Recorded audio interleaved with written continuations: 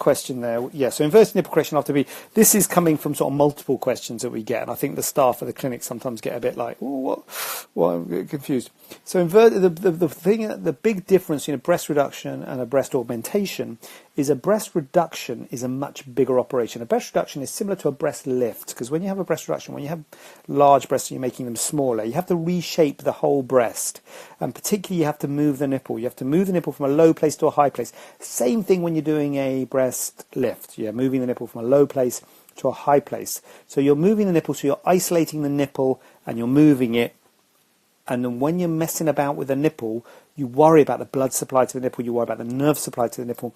So personally, it's a personal thing, I don't know what other people are like, but personally I wouldn't mess with the nipple at the same time as doing a breast reduction or a breast lift, because I'm already messing with the nipple by moving it, and I don't want to be guddling about doing an inverted nipple correction, cutting through it and affecting the blood supply even more by doing my inverted nipple correction at the same time that I'm moving it. So I wouldn't do an inverted nipple correction at the same time as a breast reduction or a breast lift.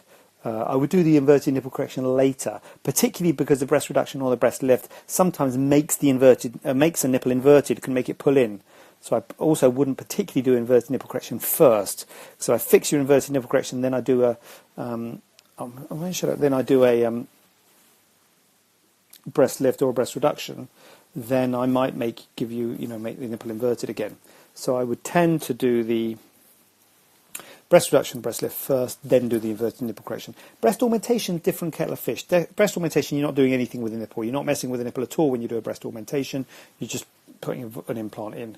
So I'd be okay doing an inverted nipple correction at a breast augmentation when you're making the breast bigger.